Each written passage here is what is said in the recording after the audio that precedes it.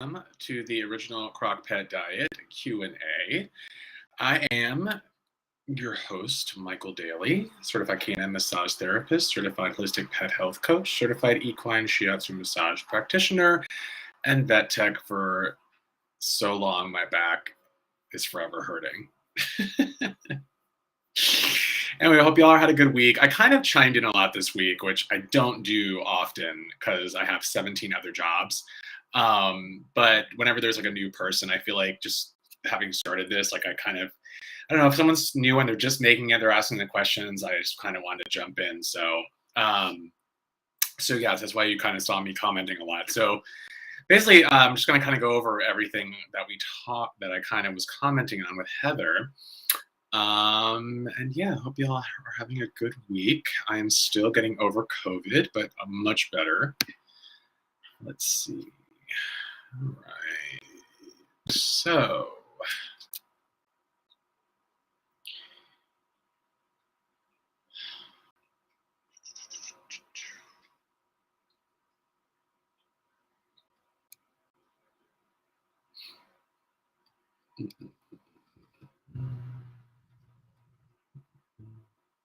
all right. So Michael had a question. Dr. Ruth needs to put this diet was formulated by a veterinary nutritionist on our website, as people have asked me about that when I try to steer them over to this way of feeding. So yes, and we are actually working on that, I think.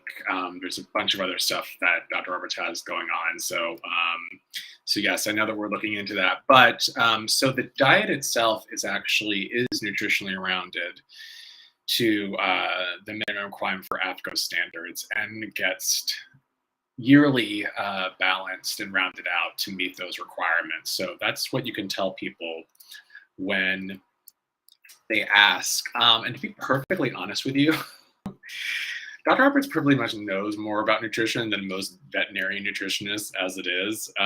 So I pretty much trust her calling it. The other thing that you can tell people is that this diet has been actually used clinically in a clinic for over 10 years. So that's another thing that you can tell them. So yes, but I think we're looking into it to kind of give it more words around the area to help with that. And I think you had said, Michael had said you said you were talking to somebody on I mentioned this feeding on a Hills diet advertisement and was asking about the Crockpet Diet. A woman answered me, said, "Thank you for information. I never heard of this diet." Yeah, and of course they haven't. They're Hills. But I can see what it says, where it's formulated by a veterinary nutritionist. All I see, that's DVM patent recipe. So yeah, and I mean, Hills diets are nutritionally balanced by veterinary nutritionists that work for Hills, sort of like how Hinkley Wellwater was tested by scientists that work for Hinkley. So kind of the same thing along with big corporations like that. So they have their own veterinary nutritionists on hand to balance out and say that it's okay when they work for Hills. So just keep that in mind with Hills diet. So yeah. But I think we're looking at that into that, Michael, and having that a little bit more available. But what you can tell people is that it's been clinically used in practice for over 10 years with amazing results, and that it is nutritionally rounded to meet minimum AFCO requirements once a year. So yes.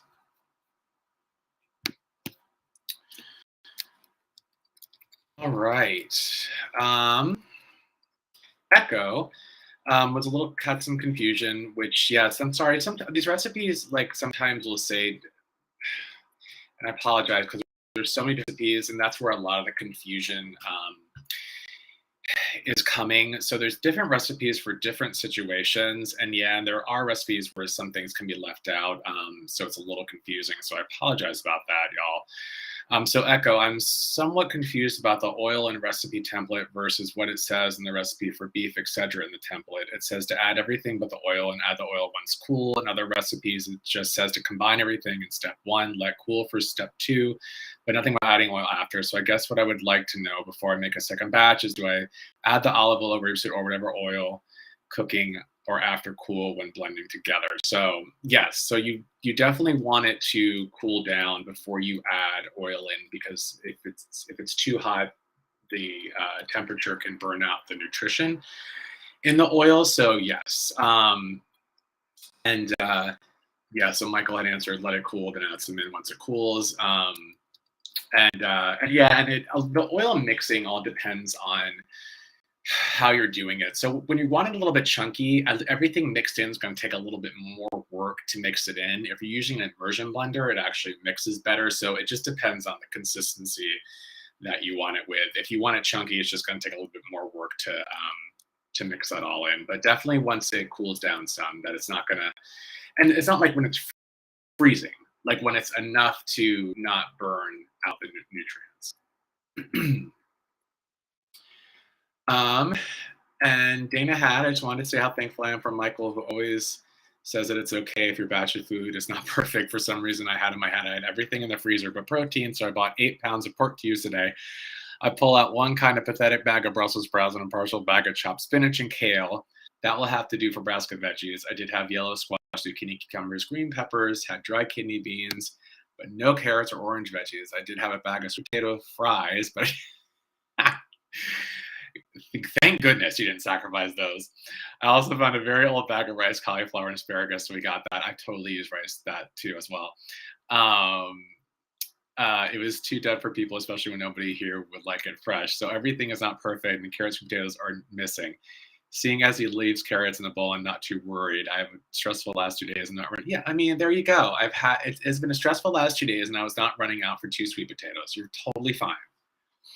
And I commented, Dana, like, you're doing so much more than a lot of pet owners do, so you're good to go. Yeah, Susie Wiseman wrote, I have a couple of my dogs used to not like carrots, but I mash them later, cut them smaller once they're cooked, and they don't pick them out anymore, even if they are large these days.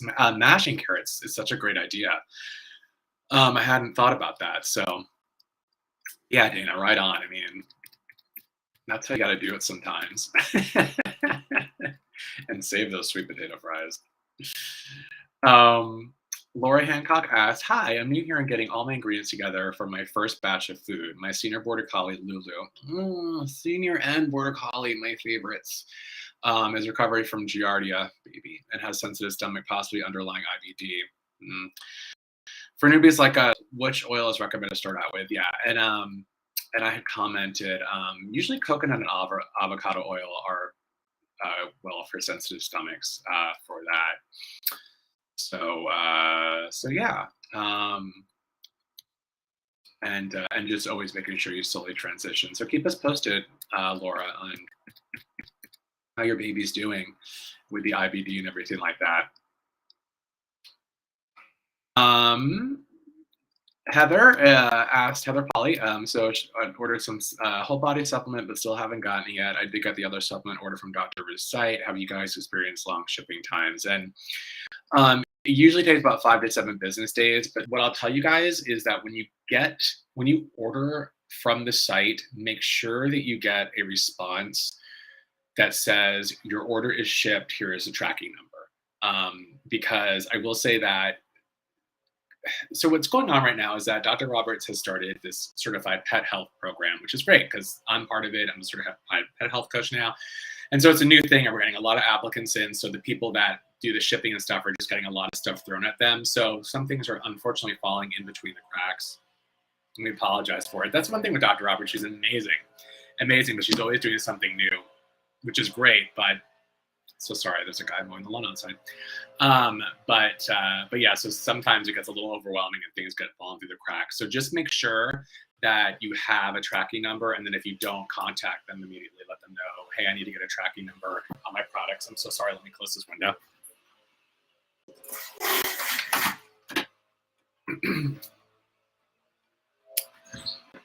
I'm totally wearing shorts in mine with my outfit. You totally think the Zoom outfit where it's like the guy's still in his underwear and he has the work shirt on. Totally doing that right now. I'm so sorry. Let me. Jeez. Okay. All right. So yeah, just make sure you get the tracking number. I answered that question last time.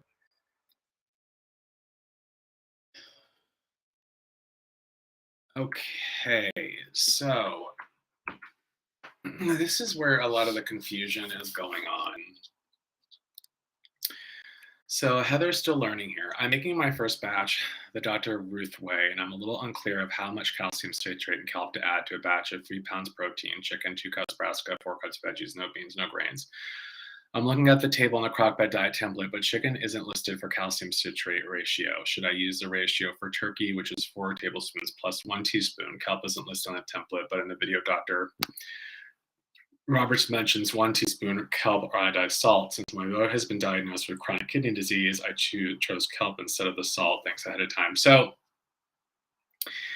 and this is, apologize again, guys. So the video that Dr. Roberts has for how she makes it is a little older. So, and because the recipe gets nutritionally rounded every year, it's going to be, the recipe is different than what she's doing on the video. So the video is more or less just to kind of show you how easy it is to kind of throw it all in together. So I know that she's working on updating the video, but again, like if it gets changed nutritionally, like she's gonna have to update the video again. So I think that's why she's kind of stuck with the old one. But so there's a little confusion there. And so, and then this is where the confusion was, because people are, so that's the thing. So people are doing different recipes for different things. So different recipes may call for a little more protein. So then in that situation, it's a little more calcium. If there's no beans, you're going to add more calcium. So I'm going to pull up.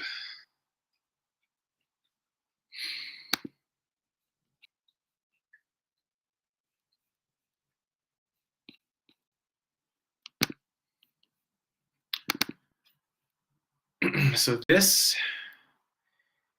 is the basic Crockpet Diet template. So this is the basic.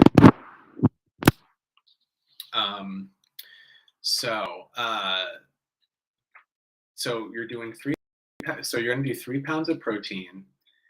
And on this template, it also has right here below the amount of calcium to do. And so what Dr. Roberts usually says is to treat, because yes, chicken isn't on here. So, but to treat chicken, the reason it's, the reason that she wants, so she says to treat chicken like pork because it's the same amount of lean protein. Chicken and pork are similar. So if you are doing, actually scratch what I just said. I'm so sorry. I'm still foggy from COVID. So yeah, treat it like turkey. So you're going to do, so with beans is 3 tablespoons, 1 teaspoon of calcium. And then no beans is 4 tablespoons, a half a teaspoon of calcium, because you're taking out the protein from the beans. So you want to make up for that with increasing the tablespoon of calcium. On the recipe, here is the kelp conversion. So, and this is the thing, and this is where there's a lot of confusion, is that if you're not using the now kelp product or the now calcium, you have to be able to convert it yourself. And so honestly, like I always get the now brand because I hate math. So I just try to make it easier on myself. But if you aren't, you follow this. So it's 4,000 milligrams of calcium per batch of other brands. So whatever other brand of calcium, that's how you calculate it. And then the same with the kelp. So the now kelp, it's just easy to do because you use 3 scoops. But if you are not using the now kelp, then it's going to be 1350 micrograms of iodine per standard batch. So If you're not going to use the now products, I would recommend using a product where you're able to actually see the iodine and how much is in per serving so that you can calculate it yourself. Um, and sometimes the products that are out there don't really give that information well. Or it's so combined with so many other different things that it's literally like impossible to get that amount. So just be wary about if you're going to be using other products besides the now, that you're able to see the exact amount of iodine, the exact amount of calcium per serving, so that you can calculate it out a little better. So yes, and so this is the basic um, diet. And so there is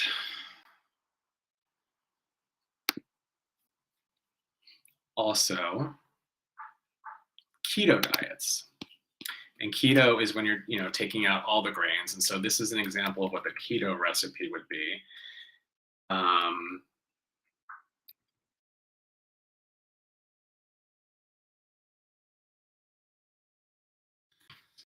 a little complicated.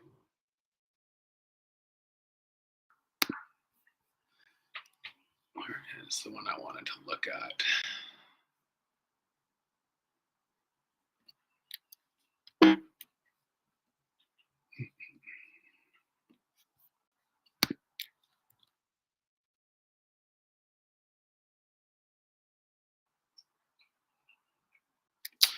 Actually, let's do this, because someone had commented with a diet. Let's see. Yes, so Pamela had actually a recipe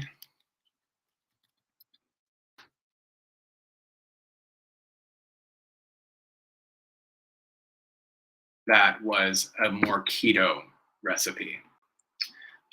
So let's see. So Pam has 3.5 pounds of chuck roast. And then, but there's no grains and no beans in it. And so the reason why it's 3.5 is to make up for the beans. So there's more protein in that too. So, and the other thing too, guys, is that because this diet has been around for so long, there are updated recipes. So just make sure that you have like the updated recipes. So, because this diet's been around since, like 2010. So, and it has changed over the years to meet the minimum requirements. So make sure. But this recipe looks fine. It's just it's more of a keto one. But that's why there's more protein there. So, and that's the thing. Like that's why it can be a little confusing with everybody, because different recipes are for different situations.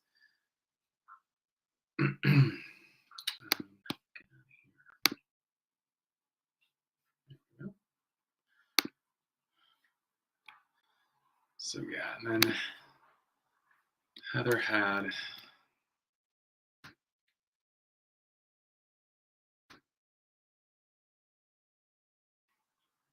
yes, so you have the original Crockpet Diet template, Heather, too. So that's yes, and so this would be the one to follow for your pet with the chronic kidney disease. So, and that's the thing. So there are kidney diets, but Dr. Roberts recommends not using the severe kidney diets and taking out the protein until your pet is diagnosed at stage 4 kidney disease. So, and I think you said your pet was at stage 1. So this is the correct recipe to use.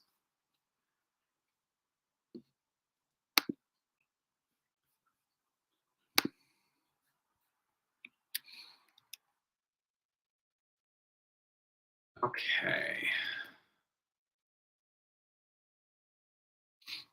And then Heather had another question. I haven't checked out the Q&A videos yet, but I'm wondering if using ground beef is an acceptable replacement for chuck roast. I like to use grass-fed wild caught meats, but can't find any. But the ground beef in my area I'm assuming if GB is used, all supplements and ratios or veggies are the same. Yes.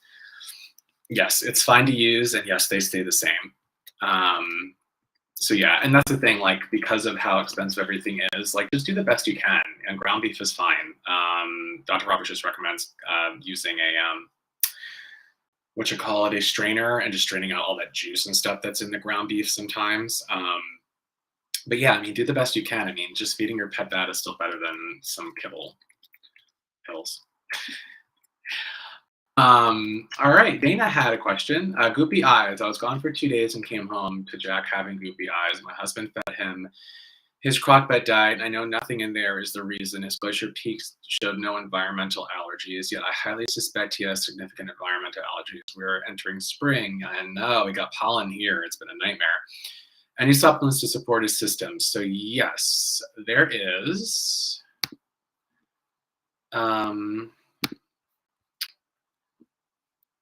I did. That's why I have a bookmark.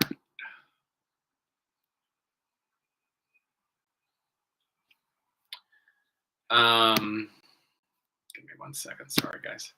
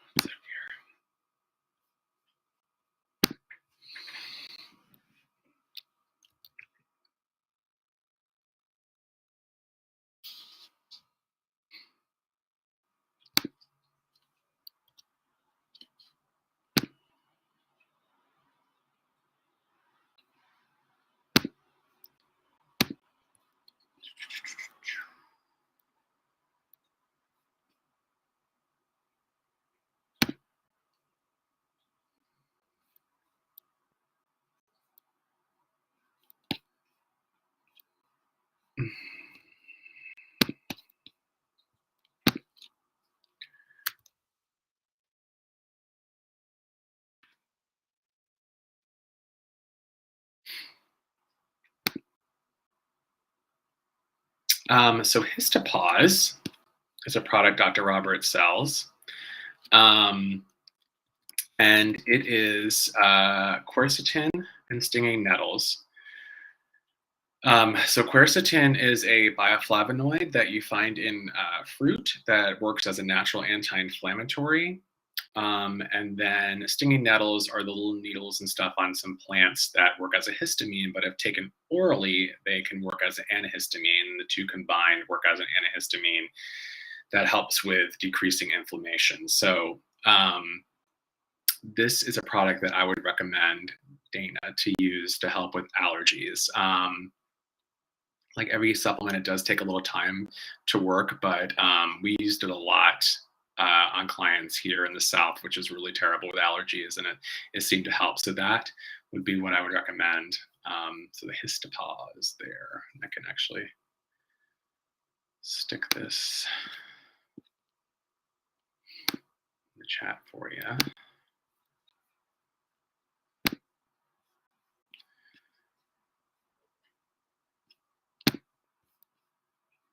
Okay. Heather, so I made a batch with ground beef, and even after 8 hours, some of the chunks were broken apart and pink like a medium well steak. Should I cook it a bit longer? And yeah, everyone kind of had great answers for this. So yeah, when I served a different food, I always just praise the beef.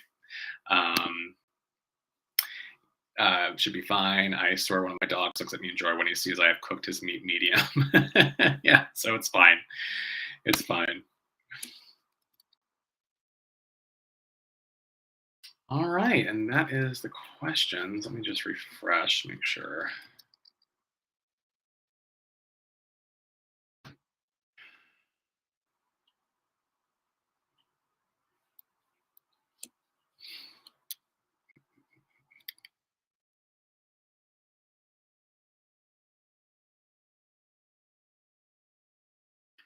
Right.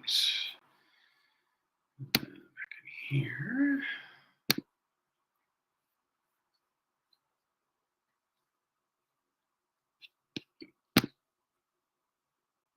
All right, no questions there. I'm going to add the Histopause, Dana, to the chat for you.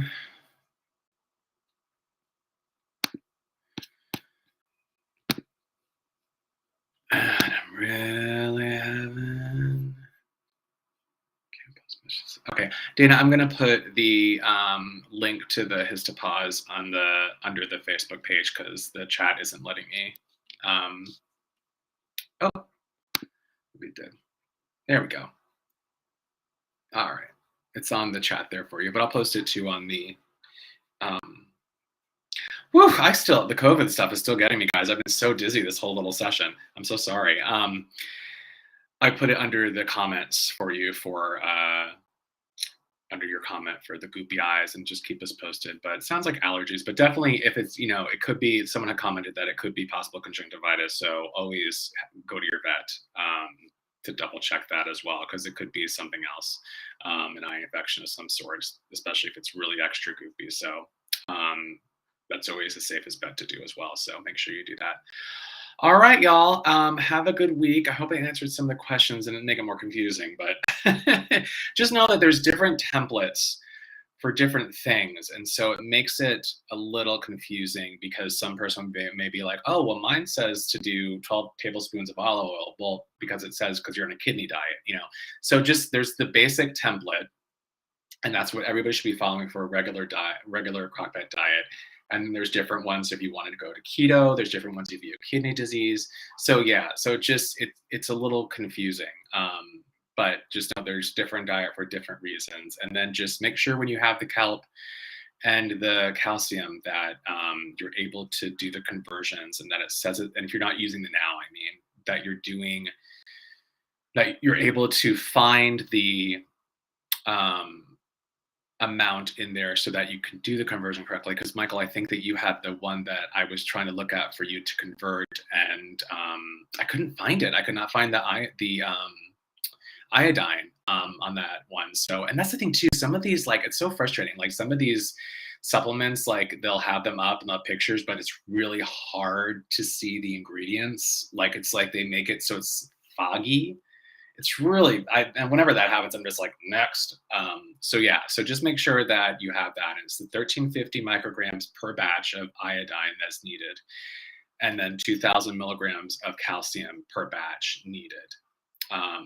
And that is specifically that amount to meet the minimum requirements for AFCO standards so that it's rounded out nutritionally. So those are the reasons that it's there. And the salt is there for iodine as well, but it's such a minuscule amount of iodine in the salt that she needed to bump it up with the kelp. So originally she didn't have the kelp on there, but once she was getting it rounded out nutritionally, she realized she had to bump it up. So that's why she added the kelp to it. So, all right.